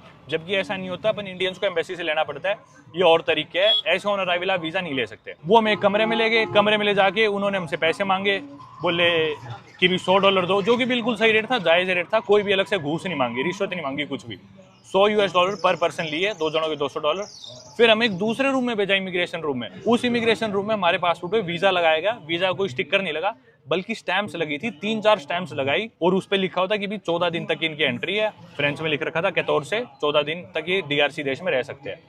वो स्टैम्प ही 3-4 जो अलग अलग लगाई, पूरा पेज घेर के, वो इनका वीजा था। फिर वीजा लगने के बाद दोबारा स्टैंप लगनी थी पासपोर्ट पे एंट्री की, डीआरसी की। अब उसके बाद वो हमारे पासपोर्ट लेके जाते हैं एक दूसरे कमरे में स्टैंप करवाने के लिए। लेकिन इस पूरे प्रोसेस में अब डीआरसी वाली साइड काफी टाइम लग जाता है। हम बैठे रहते हैं वहाँ पे, वो जो कमिश्नर थी, इमिग्रेशन ऑफिसर जो थी, उनके साथ बात करने लग जाते हैं। उन्हें इंग्लिश नहीं आती, हमें फ्रेंच नहीं आती, पर किसी तरह थोड़ी बहुत टूटी फूटी फ्रेंच या टूटी फूटी इंग्लिश में हम बात करते हैं। उनसे दोस्ती हो जाती है, उनके साथ फोटो वोटो खींचते हैं, तस्वीर खींचते हैं। वो अपना व्हाट्सएप नंबर दे देती है, फिर अपना आईडी कार्ड दिखाती है, बोलती है मैं यहाँ पे इमिग्रेशन कमिश्नर हूँ, ये वो। पर फिर हमारा काम हो जाता है और फाइनली हमारे पासपोर्ट पे भी जब डीआरसी की एंट्री स्टैंप लग के वापस हमारे पासपोर्ट हमारे पास आ जाते हैं, पासपोर्ट हमारे हाथ में आते हैं और फिर हम बॉर्डर छोड़ते हैं। फिर आपने सफर देखा ही, टूटे फूटे रास्ते, कितने गड्ढे कीचड़, उसमें फिर हम जाते हैं बाइक वालों के पास ताकि हम कोई ट्रांसपोर्ट ढूंढ सके बुकाओ तक का। वहाँ पे वो लड़ाई होती है, जो सारी चीज़ आपने देखी। किसी तरह वहाँ से हम पहुँचते हैं यहाँ पे इस वैन में। अब वैन में बैठे बैठे मैं आपको वक्त बता दूं, हो गया है 11:42। ऑलमोस्ट पौने घंटे से मैं इसी सीट पे बैठा हूँ, वैन हिली नहीं है। जबकि हमें डराने लग रहे थे बॉर्डर बंद हो जाएगी, बॉर्डर बंद हो जाएगी। इन्हें कोई टेंशन नहीं है, हमें टेंशन देना चाह रहे बस। यहाँ पे लोग वैसे स्वाहिली बोल रहे ज्यादा, या नगाला जो इनकी लोकल लैंग्वेज है। फोन के कवर आगे भाई खिड़की पे, और ये देखो नई बाइक आ गई। Thank you brother, mercy. नई बाइक टीवीएस की कोई निकलवा के लाया भाई। बेशरम हो रहे हैं तो बिल्कुल ही 12 बजा दिए, हिले नहीं, पैर और सो गए बैठे बैठे। ये नहीं चलेंगे ऐसे। अरे नोट मिला $1 का, नीचे गिरा हुआ। मौज होगी। अपना ही होगा, अपना ही गिरा होगा। आप कैसे बैठे हो? फुल ऐसी वैसी। अभी शिकंजी मंगा दूं? चाय शिकंजी आ रहा है। ये रोस्टेड आएगी नहीं। एक रोस्टेड चिकन, और क्या खाओगे? यार सैलेड भी। ग्रीक सैलेड या रशियन सैलेड? अरे भाई ने कितना सामान लाद दिया, ऊपर पूरा भर दिया। देखो कई फ्लोर बना दिए, कई मंजिल तो सामान चला गया। अभी तो रह रहा है, ये तो दाब के ही मार देंगे। इतना सामान रख दिया तो छती पड़ जाएगी इसकी है। पहले ही सारे पिए हुए, अंदर सवारी इतनी, ऊपर सामान इतना, पिचकाएंगे मारेंगे भाई। वो रहा मेरा बैग, ये रहा भैया का बैग, इधर पड़े हमारे कोने में।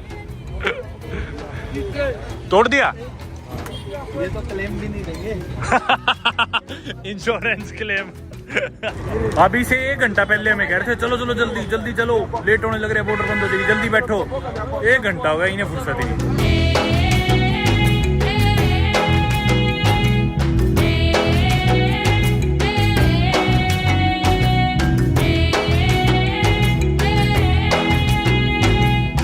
ये नई बाइक है भाई, टाइम पास तो करना ही था। ये वैन तो चल नहीं लग रही, तुम बाइक ही देखने लग गए। खड़े हो गए। टीवीएस की इसका रेट है कितने $1,75,000? 1,10,000। कमाल है यार, $1,200 की बाइक पड़ी है ने, यानी कि 1,00,000 कुछ हजार। नई बाइक लाए बाकी भाई को बताइयो, बड़ी प्यारी बाइक है। खाली खड़े में इनका रेट ही पूछने लग गए, तो इस टीवीएस के ऑटो का रेट बताया $28,000, जो कि अपने भारतीय बने 2,40,000 इस ऑटो का रेट, और बाइक का रेट 1,07,000।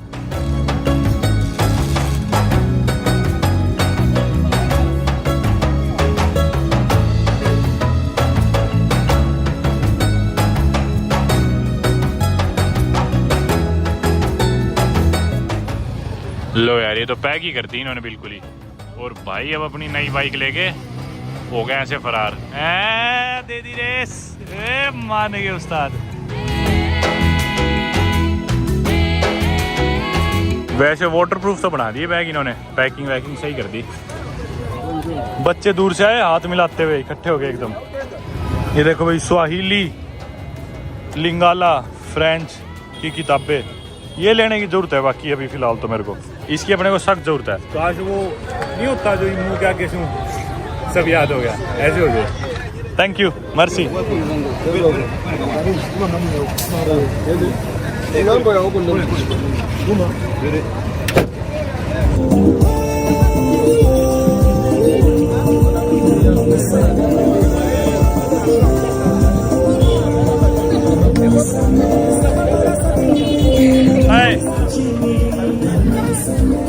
चलो घुस जाओ,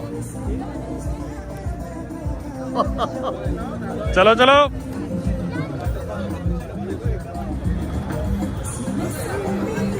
आपका पीना कोलाडा भी आ रहा है सर, आप इंतजार करो। ये चमत्कार कैसे हो गया?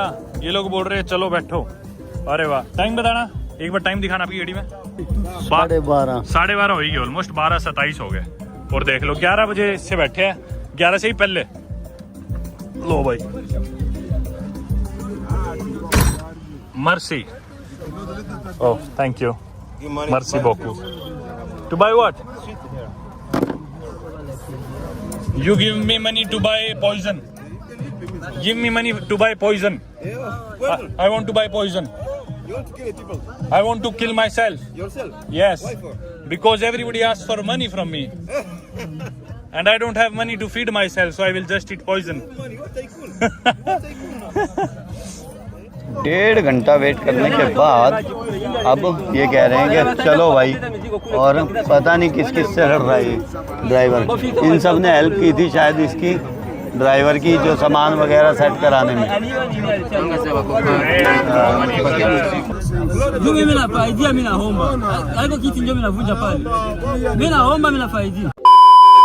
भाई ये भी तो चलते टाइम इतना कलेश हुआ, पूरी वैन घेर ली थी। लोगों ने बोले पैसे दो पैसे दो, और ये आदत है ही, लोग आपका दरवाजा बंद करने के पैसे मांगते हैं, बैग ऊपर रखवाने के पैसे मांगते हैं, आपके साथ खड़े होने के भी पैसे मांगते हैं। ड्राइवर के चिपट के सारे पैसे दे, हमने तेरी पैकिंग में मदद करी, बैग रखवाने में करी। इतने लोग थे। वीडियो मैंने बनाई थी पर वो फ्रंट कैमरा से बन गई गलती से। लो भाई चल पड़े और पासपोर्ट्स भी डिस्ट्रीब्यूट करने शुरू कर दिए। My friend Manoj, this is me, thank you. पर लिए क्यों थे इन्होंने पासपोर्ट, जब वापिस ही देने थे तो इन्होंने सबके पासपोर्ट और आईडी कार्ड रख लिए थे ताकि कोई जाए ना, बैठे रहे सवारी जितनी बैठी है वैन में। ये देखो ये वैन, ओ भाई बाइक लगा रखी है बिल्कुल बीच में, नदी के बीचों बीच बाइक धो रहे हैं। भाई चलते चलते दारू भी पियेंगे, सारी चीज होगी, मजा आएगा बढ़िया। चालक ने पी लिया है दारू और अब हम जा रहे हैं सीधा बुकावू। वीको बुकावू, ओके बुकावू। चलो वापस उसी पुल पे आगे, भीड़ लगी हुई है, यूं लगता है पुल टूटेगा। नीचे नदी सूखी पड़ी है जो। यार पूरा देश ही फोड़ रखा है इन्होंने। अरे यार मारेगा क्या, पूरा देश फोड़ रखा है। सड़कों के हाल देखो, सड़कों के साइड में देखो। सुना तो था मैंने कोंगो देश की सड़कें बहुत ही बेकार है, पर सही में रियलाइज भी कर लिया आगे खुद देखे बाद, कुछ ऐसी सड़क है भाई। भाई ऐसे ऐसे खड्डे आ रहे हैं।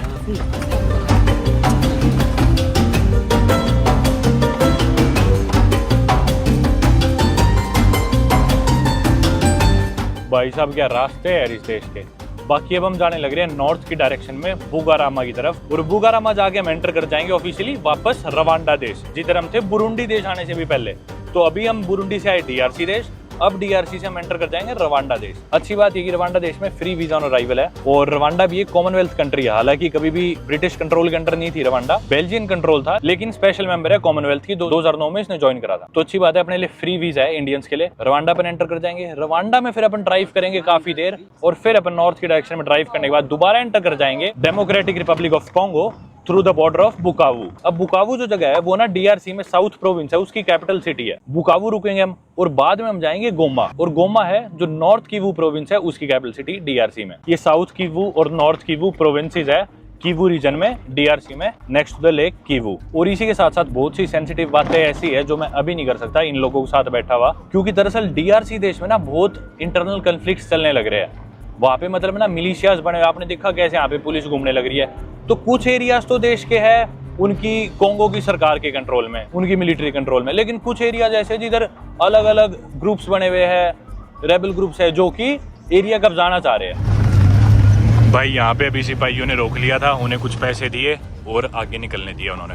और ये जो किवू वाला रीजन है जिधर हम जाने लग रहे हैं, इधर भी कुछ ना कुछ ऐसा ही चलने लग रहा है, क्योंकि यहाँ पे एक ग्रुप है जिसका मैं नाम नहीं ले सकता, पर आपको स्क्रीन पे लिखा दिख जाएगा M23। अब इन्होंने ऐसा ही एक मूवमेंट चला रखा है जिसे ये कोंगो देश वाले बोलते हैं कि इनका पड़ोसी देश, जिस देश में वो भी जाने लग रहे हैं, बुगारामा रवांडा, इस देश का नाम याद रखना। कोंगो वाले बोल रहे हैं कि भी रवांडा देश इन्हें बैक करने लग रहा है। इस कारण दोनों देशों में काफी सिचुएशन खराब है, उस रीजन में भी जिधर हम जाने लग रहे हैं, तो काफी ख्याल रखना होगा हमें। मतलब ये सारी प्रॉब्लम्स का तो हमें सामना करना ही पड़ रहा है, ये जो हैसल है, इसके अलावा सेफ्टी का भी हमें बहुत ध्यान रखना होगा।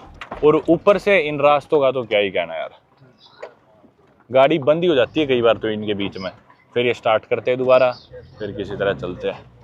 ये देख लो भाई, सड़कों में तो कोई सुधार नहीं होने लग रहा, लेकिन गाँवों में लोग बैठे हैं घरों की खिड़कियों से, दरवाजों से देखने लग रहे हैं। बीच बीच में जब भी किसी की नज़र पड़ती है मेरे पे तो वो हाथ हिला देते हैं, बदले में मैं भी हिला देता हूँ।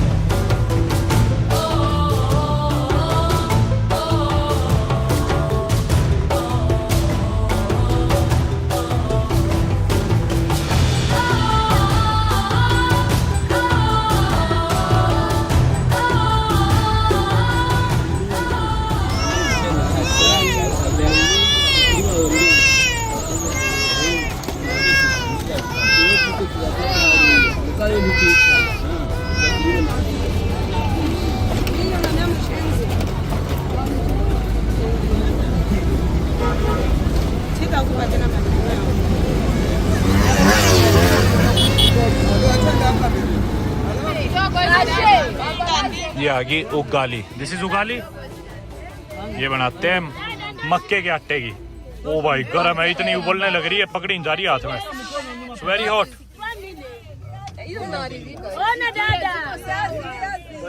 Very hot. और सामने खड्डे देखना भाई, कैसे रास्ते हैं यार, इतने खतरनाक खड्डे वाले रास्ते हैं।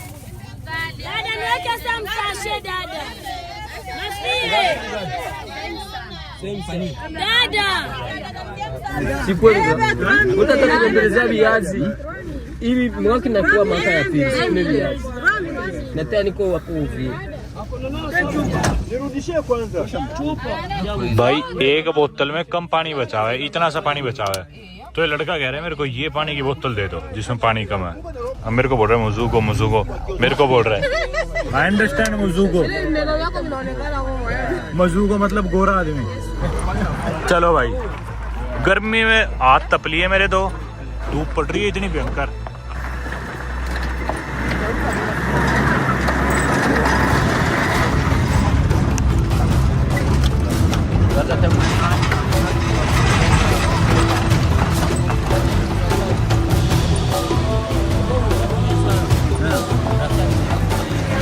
mama pogo na kotiko ya bahiri wai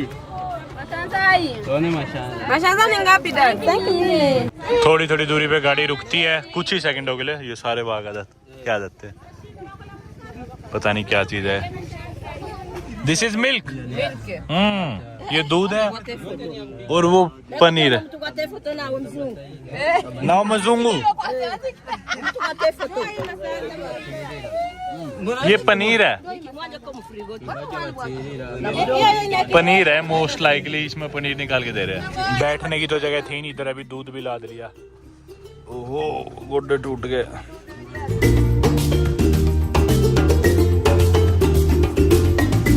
भाई जो नज़ारे आने लग रहे हैं ना, मैं बयान नहीं कर सकता। मतलब हर चीज दिखा नहीं पा रहा, क्योंकि एक तो भी क्या हुआ कि हम सड़क पे चलने लग रहे हैं, सामने सिपाही खड़े यानी कि सोल्जर, और चालक ने गाड़ी रोक के भी नहीं, चलती गाड़ी में। पहले तो ये देखो, इनसे नजर हटे तब आपसे बात करो ना। मतलब सामने 2-3 सिपाही खड़े थे, चालक ने गाड़ी रोकी भी नहीं, गाड़ी भगाई स्पीड में और चलती गाड़ी में सीधा उसका हाथ मिला और हाथ में पैसे पकड़ा दिए। मतलब रोकी भी नहीं गाड़ी पैसे पकड़ाने के लिए, और उसने भी चलती गाड़ी में हाथ में से पैसे पकड़े, बोले जाओ जाओ जाओ मजे करो। मतलब वही रिवाज वापस आ गया वेस्ट अफ्रीका वाला कि भी हर चेक पॉइंट पे घूस देनी है, वैन रुकवाएंगे, घूस पकड़ाओ, पैसे दो उन्हें, वही वाली चीज चलने लग रही है। इनफैक्ट सिपाही तो सिपाही चलो कोई नहीं, अभी सड़क रोक रखी थी 4-5 रास्ताफरी लोगों ने, वही बड़े से बाल और रास्ताफरी स्टाइल रख रखा, सड़क पे आगे डोरा सा लेके खड़े, सड़क रोक रखी, बोले रुको रुको रुको, और साथ में बोब मार्ले की फोटो भी टांग रखी, बोले कि भी पैसे दो।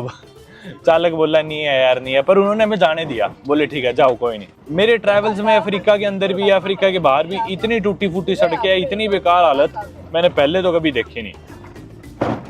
बस सिर्फ एक बार गिनी बिसाऊ देश में हुआ था अपना ऐसा एक्सपीरियंस सिमिलर सा, तब भी मैं वैन में बैठा था, कुछ ऐसी सीट पे बैठा था और सेम गाड़ी थी वहाँ भी, कुछ सिमिलर सा एक्सपीरियंस अभी यहाँ भी होने लग रहा है। अच्छी चीज़ ये है कि यहाँ पे हम एक ही जगह 2 जने हैं और रात की जगह दिन का टाइम है। गिनी बिसाऊ में तो मैं रात को फंस गया था ऐसे 12 बजे 1 बजे अकेला। हर थोड़ी देर में जैसे ही गड्ढा आता है ना, इस गाड़ी का ये टायर भिड़ता है नीचे, और मेरे को फील होता है मेरे बम तक कि भी जैसे मान लो टायर भिड़ रहा है, क्योंकि यहीं पे है इसके शॉकर वगैरह। पता नहीं एक सफर में ही शॉकर टूट लेते होंगे, कितनी बार चेंज कराते होंगे गाड़ी वाले ऐसे गड्ढों में।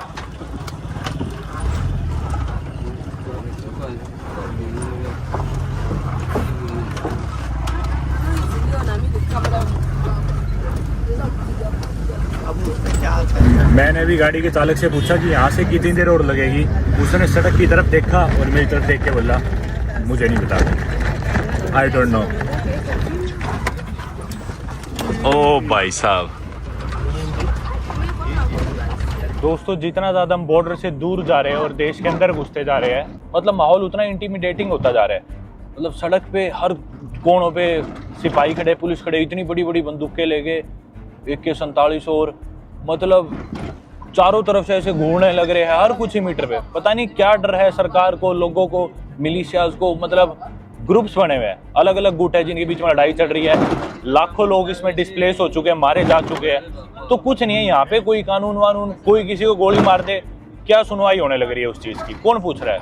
कोई मतलब नहीं, क्योंकि इतने लाखों के लोग में इधर उधर लापता हो रहे हैं और मर रहे हैं इस कन्फ्लिक्ट में।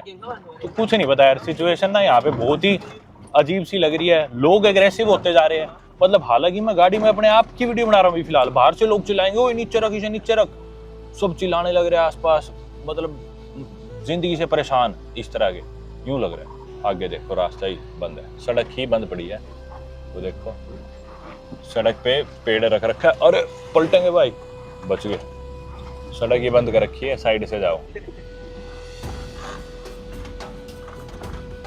अभी दोस्तों 5 सेकंड पहले लिटरली इधर झाड़ियों में सिपाही छुपे हुए थे बंदूक लेके, और जैसे उन्होंने देखा कि भी हाथ में इसके फोन है, एकदम से खड़े होकर इधर आए, हमारी तरफ चले। वो तो हमारी गाड़ी थोड़ी आगे बढ़ेगी तो उन्होंने बॉदर नहीं करा, भागे नहीं या पीछे शोर नहीं मचाया, चुपचाप। मतलब कुछ नहीं पता झाड़ियों में कहीं भी कुछ भी कोई भी छुपा हुआ है। दोपहर के ऑलमोस्ट 3 बज गए और हमें चले 2.5 घंटे हो चुके हैं, लेकिन सिर्फ अभी तक हम 54 किलोमीटर आए हैं सिर्फ, और अभी भी 70-80 किलोमीटर का सफर और बाकी है।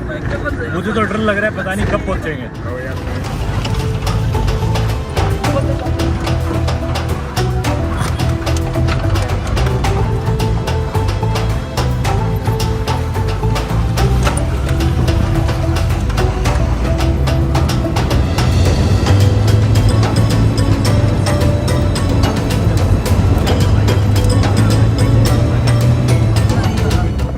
भाई गाड़ी के चारों तरफ से बाहर जो लोग हैं वो देख रहे हैं और चिल्ला रहे, चीखे मार रहे, मसूंगो मसूंगो। अभी क्या कर रखा था रास्ते में, मतलब लकड़ी के ऊपर किल्ले लगा रखी थी, और इतना बड़ा लकड़ी का फट्टा, उस पर पूरे किल्ले लगा रखी, इतनी बड़ी बड़ी किल्ले सड़क पे बिछा रखा वो कील वाला फट्टा, ताकि गाड़ी ऐसे इधर से टप ना जाए बिना पैसे दिए। तो गाड़ी रोकी, फिर उन्हें कुछ पैसे दिए, फिर उन्होंने जाने दिया। मतलब वो सिपाही भी नहीं थे, पुलिस भी नहीं थे, आम लोग सड़क पे किल्ले लगा रखी उन्होंने। मतलब कोई भी ट्रांसपोर्ट रुकवा लिया, कुछ भी व्हीकल रुकवा लिया और उनसे पैसे लो। अभी तक वैसे चालक से ये बात करे जा रहे हैं हर जगह, पर 3 तो बज चुके हैं। कुछ लोग कह रहे थे 3 बजे बॉर्डर बंद हो जाएगी, कोई कह रहा था 1 बजे बॉर्डर बंद हो जाएगी, कुछ ये भी बोल रहे थे कि 5 बजे बंद होएगी। अब अगर 5 बजे बंद होएगी तो फिर भी थोड़ी सी उम्मीद है हमें पहुंचने की, क्योंकि जो लास्ट टाउन है कमानियोला, इधर का लास्ट टाउन है रवांडा की बॉर्डर से पहले डीआरसी का, फिर हम रवांडा में एंटर होंगे, फिर उसके बाद दोबारा हमें डीआरसी में एंटर होना है। तो अभी जो कमानियोला टाउन है, लास्ट टाउन यहाँ से, वो मेरे ख्याल से 10-15 किलोमीटर ही दूर है, लेकिन 10-15 किलोमीटर यानी कि 1 घंटा लग सकता है पहुंचने में आसानी से। बाकी यार इतनी गरीबी है, मतलब देखने को दिख रहा है, रोडों का ऐसा हाल हो रखा है, सरकार यूं नहीं कि भी थोड़ी तो ठीक करवा दे रोड, जबकि ये जो रीजन है काफी रिच रीजन है, इधर मिनरल्स वगैरह पाए जाते हैं। आप देख रहे हो पहाड़ है, रिसोर्सेज है, पानी नदियां बह रही है, कितना हरा भरा, कितनी हरियाली है, पर फिर भी इतनी गरीबी। मतलब वही यार, करप्शन की हदें पार हो रखी है। सड़क किनारे अभी बच्चे गाड़ी के पीछे लगे और चिल्लाने लगे चुप्पा चुप्पा चुप्पा चुप्पा चुप्पा। मैं बोला चुप्पा गया, उन्होंने बताया चुप्पा पानी है। भाई बिना ही मतलब चीख रहा है कोई भी इंसान, बिना ही मतलब गाड़ी टपती है, हमें देखते और चीखने लग जाता है बेफालतू में। मतलब मेरा फोन जेब में भी हो तो भी चीखने लग रहे हैं बेफालतू में। पता नहीं भाई क्या होने लग रहा है इधर।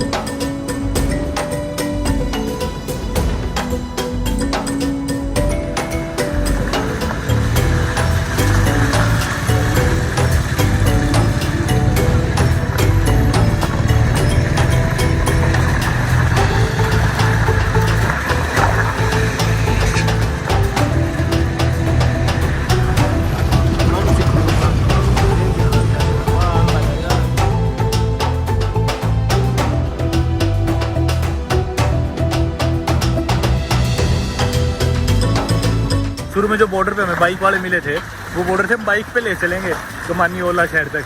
क्या हाल होता है इधर बाइक पे, आप अंदाज़ा लगा ही लो। प्लस बैग्स,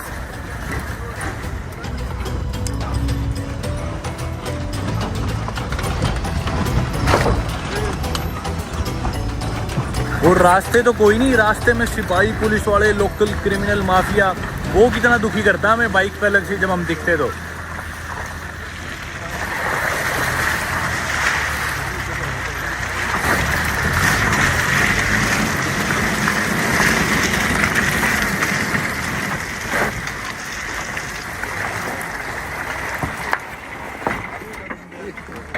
लो भाई होगी बंद, फंस गई। अभी हमारे पैरेलल है रूसीजी नदी, बिल्कुल इधर है रूसीजी रिवर, और राइट में वो है बुरुंदी। अभी पेड़ हट गए, पर ये सारे बुरुंदी के पहाड़ है रोड के इस तरफ जो है, और ये रोड के लेफ्ट साइड वाले पहाड़ है डीआरसी के, ठीक है। और सामने जो पहाड़ है वो है रवांडा देश के पहाड़। तो अभी हम तीनों देशों के बिल्कुल मीटिंग पॉइंट पे आने वाले हैं। तीनों देशों की बॉर्डर से यहाँ से नजदीक है। सामने है रवांडा, उधर है डीआरसी, उधर है बुरुंदी।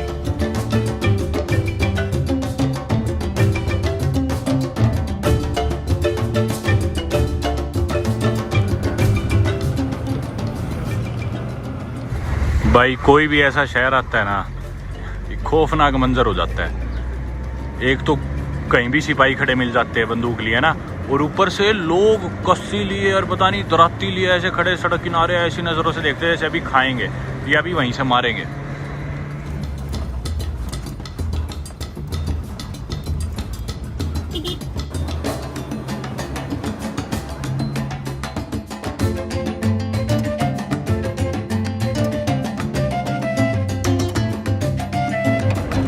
ये इनका शहर है कमानियोला करके, और शायद ये बॉर्डर से पहला टाउन है, लास्ट टाउन है ये बॉर्डर का, कमानियोला। How far is Rwanda border now from here? 20 minutes. But is it open? Yeah. No. What? I don't know.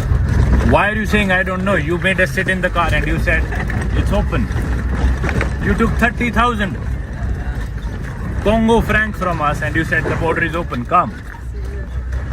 Why are you saying I don't know?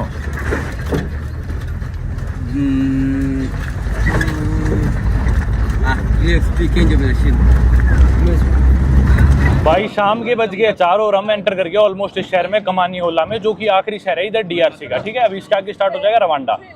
अब मैंने इससे गाड़ी के चालक से पूछा भाई यहाँ से रवांडा की बॉर्डर कितनी दूर है? बोला बहुत नजदीक है, बस 20 मिनट मुश्किल से। मैं बोला बॉर्डर खुली होगी? बोला पता नहीं। और क्योंकि हम कमानियोला पहुंच गए तो मेरे पास इंटरनेट भी आ गया, शहर आ गया। मैंने इंटरनेट से मैसेज करा मेरे गाइड को, जो कि बुकावू डीआरसी में नेशनल पार्क में जो हमें घुमाने वाला है। बोला कहाँ रहेगी, कौन सी एजेंसी के साथ आ रहे हो, कौन सी बस कंपनी के साथ आ रहे हो? मैंने उसे मैसेज करा भाई हम तो लोकल वैन में आ रहे हैं एक, और ऐसे उवारी से हमने वैन पकड़ी थी और अभी कमानियोला है। और उसका मेरे पास मैसेज आया गाइड का भी तुरंत, बोला तुम वहाँ क्या कर रहे हो, बॉर्डर तो बंद हो चुकी 3 बजे। और जबकि हम इस गाड़ी में बैठ रहे थे, वैन में बैठ रहे थे, हमने इससे 10 बार पूछा था कि भी हमें टाइम पे उतार देगा ना। बोला हाँ अभी तुम्हें बॉर्डर बंद होने से पहले छोड़ देंगे, बैठो जल्दी। बल्कि वैन जब चल पड़ी उसके बाद ही मैंने इससे 5 से 7 बार पूछा बुकावू उतारेगा ना। बोला हाँ चिंता ना करी, इसी गाड़ी में बैठे रहना तुझे, अब तू सीधा बुकावू उतरेगा। क्या मतलब गलत वो कर रहे हैं हमारे साथ। और अब हम यहाँ फंस के खड़े हो गए इस ऐसे देश में, ऐसे खतरनाक इलाके में। यहाँ पे अब क्या करें ना, हम यहाँ से बॉर्डर क्रॉस करके रवांडा रास्ते, रवांडा एटलीस्ट सेफ तो है, महफूज तो है, ये तो पता नहीं कैसा इलाका है। भाई बड़े गधे हैं, किधर लाके रोक दी? Bukavu bro, is it a joke or what? Bukavu, you said Bukavu, but you said we are going to Bukavu. भाई गेट ही नहीं खुल रहा था, अगर पलटती है अपनी फिर कैसे खुलता है? फंस जाते तो खुली है मित्र। लो भाई इनने तो गाड़ी रोक दी डीआरसी देश में ही कमानियोला में, और आगे नहीं जाने लग रहे। ये देख लो भाई हाल, बच्चे भीड़ लगा के खड़े हो गए। चोरी होगी तो चोरी, फिर चोरी।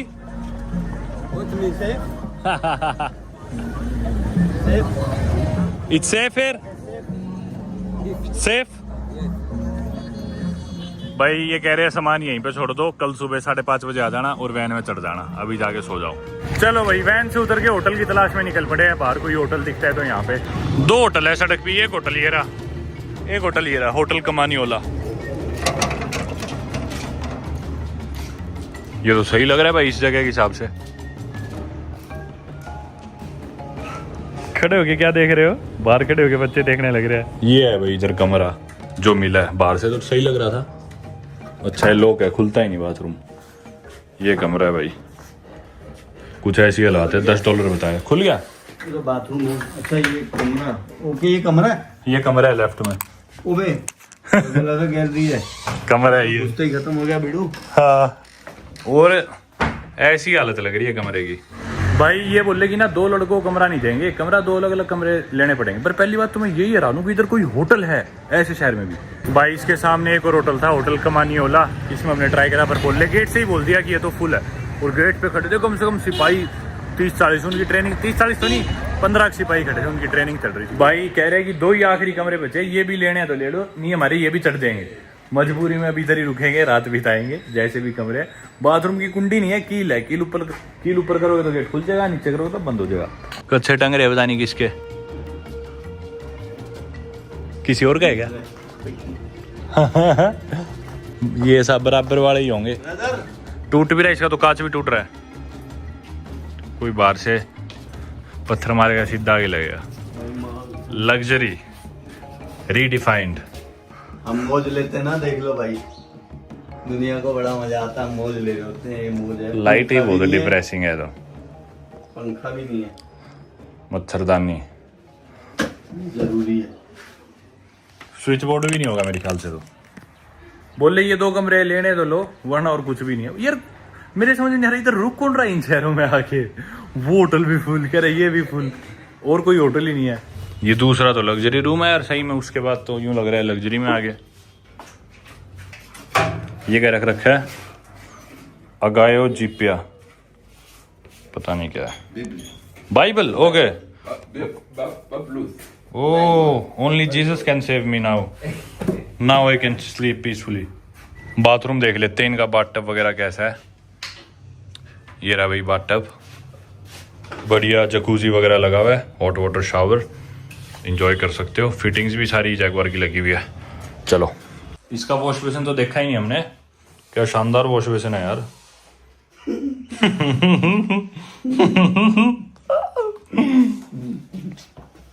यार लग्जरी तो ऐसी हो, लोग भी गरीबी में घूमते रहते हैं यार, क्या हमारी तरह करो ये लग्जरी ट्रैवल। देखो चलो बिगे तो ऊपर किसी ना किसी के कच्चे बिटते हैं जब तारों पे, ये असली लग्जरी। दोस्तों अब कोई इलाज नहीं है, यहीं पे लग्जरी में जिएंगे। लॉक खोल लेता हूँ। Bye brother, see you in the morning at 5, but thank you. भाई अभी नजर जाने लगी है, नई नई चीजें निकल के आ रही है। यहाँ पे एक देखना, छत पे कितना बड़ा छेद सा है, पता नहीं क्या घुसा होगा यहाँ पे। ये इनका CFL बल्ब है। तो भाई अपने 13 नंबर के पैरों में मैंने इनकी 5 नंबर की चप्पल पहन ली है। छपरी बन गया हूँ पूरा। निकलते हैं बाहर, कुछ तलाशते हैं। साबुन ले लेंगे, कुछ भी नहीं था इनके बाथरूम में तो, और कोई अंडरवेयर मिली तो वो भी ले लेंगे। जो भी सामान मिलता है ले लेंगे एक बारी।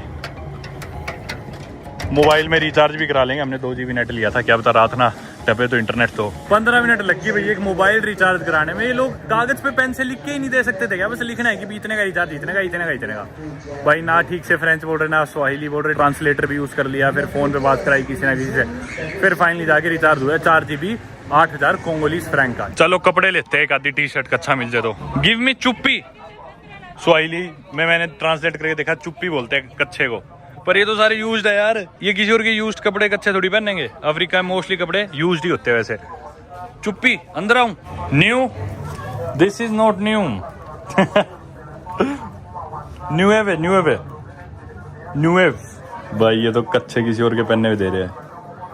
This is also used but it stinks so bad. बदबू आ रही है भाई इसमें से इतनी गंदी। भाई बदबू आ रही थी, पुराने कच्चे ऐसे गंदे। मैं बोला नया चाहिए, बोला इधर नहीं मिलेगा। और यहाँ पे करेंसी एक्सचेंज करें क्योंकि बॉर्डर से पहले ये पहला लास्ट गांव है मतलब यहाँ का, और अगर उधर से आएंगे तो पहला गांव पड़ेगा। और ये देख लो हमें मिले हैं भाई अब $1 के 2800 फ्रैंक, मतलब के भारतीय अगर रुपए में बात करूँ तो 32 फ्रैंक मिलेंगे एक रुपए के। यहाँ पे हमने डॉलर चेंज करा लिए, $20 के बदले हमें मिले 56,000 लोकल करेंसी में।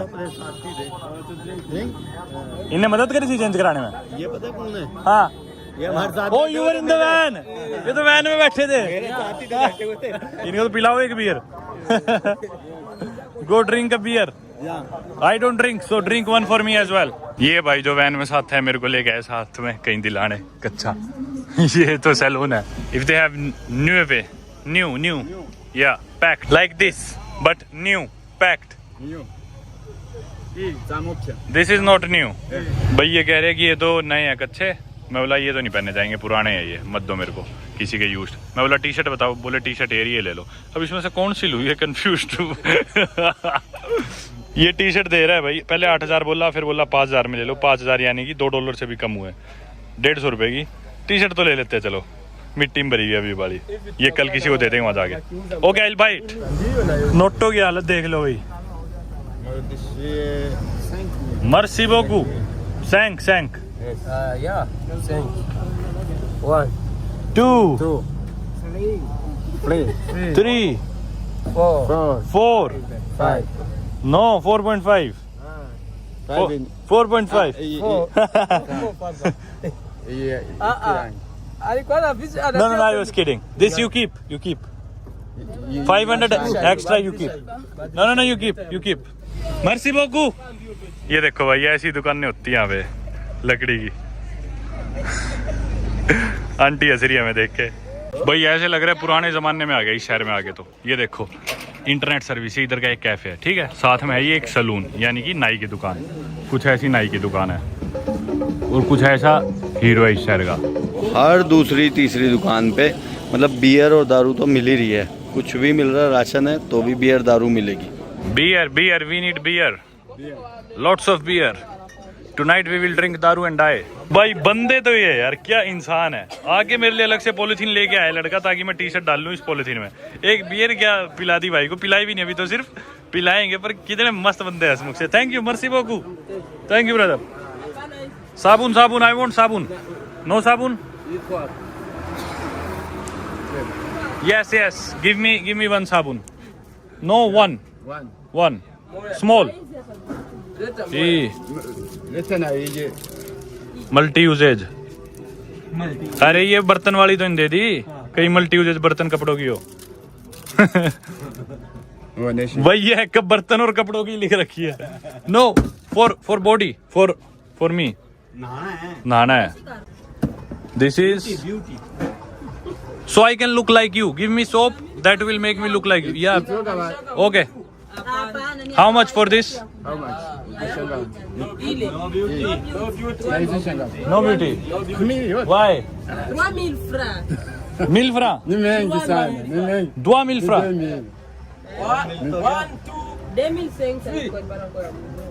3000 francs? No, I will. If I become poor, I will become ugly. How can I look beautiful, pretty with soap? 3000 francs for soap? No, it's expensive. A lot of money, yeah. I'm poor. If I spend 3000 on soap, I will become poor and ugly. I want milk, water, and soap. 3 things: milk, water, and milk. या खाना तो यहाँ पे वही है, मांस बेच रहे हैं, पर मैं सोच रहा था 1 लीटर दूध पी लूँ और सो जाऊँ अपना। पर दूध वही है, ये ना बोतल में देंगे अपना, पता नहीं कैसा बीमारियाँ हो उसमें, टेट्रा पैक पता नहीं मिले ना मिले। भाई मेरे साथ ये लोकल लड़के ना होते तो पता नहीं क्या ही हाल होता। सब लोग लड़ने लग रहे सड़क पे, सब लोग वीडियो क्यों बना रहे। अरे मैं मेरी वीडियो बना रहा हूँ, तुम्हारी थोड़ी बना रहा हूँ। अपना काम करो। मेरे मुंह पे भी कैमरा था ना, तब भी साइड में से चिल्ला रही है, क्यों बना रहे अपनी खुद की वीडियो। अरे अपना काम करो यार। और भाई दूध वगैरह तो मिला नहीं, सिर्फ मिल्क पाउडर था इस दुकान पे। हालांकि मेरा जो बड़ा बैग है वो वैन के ऊपर पैक होकर रखे, उसमें ड्राई फ्रूट्स वगैरह, खाने पीने की सारी चीजें, हेल्दी चीजें। तो इसलिए मैं सिर्फ एक बार पीने का पानी लाया हूँ, और साबुन भी ले लिया अपन ने, जाके मैं नहा लेता हूँ। वो जो दोस्त है अपने लोकल, वो वहाँ बैठे, और मनोज भैया बीयर पीने लग रहे हैं। सच में जितने बुरे मैंने हाल देखे ना यहाँ और कहीं नहीं देखे।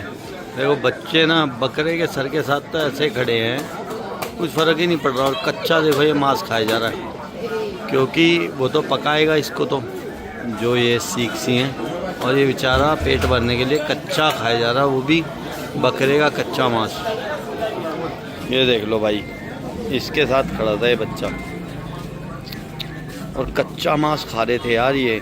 और कच्चा मांस भी पता है कौन सा, जो इसके अलावा झिल्ली सी नहीं बच जाती इसे साफ करने में, जो भी टिक्के विक्के ये वो खा रहे थे। गरीबी का आलम देख लो यार, नर्क है ये, नर्क। गलत। Beer, this beer, children.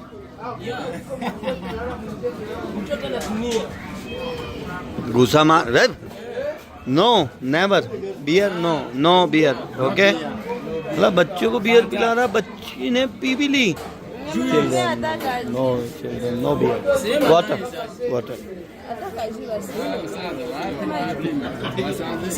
पता नहीं है भी कुछ मांग लेगी बहन बेचारी, पानी पिला बच्चे को। No beer children, no beer. बच्ची को बियर पिला दी यार, बच्ची को क्या पता यार क्या है। मतलब कैसे लोग हैं यार, इससे बुरा नहीं हो सकता कि कोई कच्चा मांस खा रहा है, बच्चे को बियर पिला रहे हैं। इतना खाना है ना, इतनी मक्खियाँ हैं, बुरा हाल। भाई नहा के आगे और ऐसे लग रहा है मानो मेरा पुनर्जन्म हो गया हो। और नहा के इधर पड़ोस में आया हूँ, बाहर निकलते मेरे कोई चिपट गया, फ्रेंच भाषा में दारू पिया हुआ था। अब एनीवे मैं सड़क पे से गुजर रहा था, तो इन्होंने मेरे को आवाज मारी, किधर जा रहे, इधर आ। तो यहाँ पे बैठे सारी, इनने तो महफिल जमा रखी है। मनोज भैया ने सारी इकट्ठे कर ली है, और वैन की जितनी भी सवारी थी इंक्लूडिंग आवर ड्राइवर, वो यहीं बैठे। ड्राइवर भाग गया, अभी पता नहीं कहाँ गया। ये भाई बेचारा फोटो खींचना चाह रहा है। Selfie with me, wait. Oh ये तो दिखते नहीं, लेकिन 2 black boys।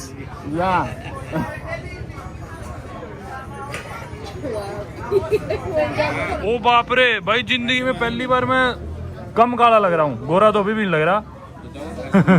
शानदार, देखना। ना क्या है ना, इसलिए क्या करूँ, बचपन से इतना गोरा हूँ। सब लोग स्कूल में भी कंफ्यूज कर लेते थे, अंग्रेज है। भाई इस भाई ने फोटो खींची अपनी सेल्फी, देखना। जब से मैं बैठा हूँ ना, हाँ। मैंने एक भी बियर नहीं पी, हमने 5-7 बियर पिला दी।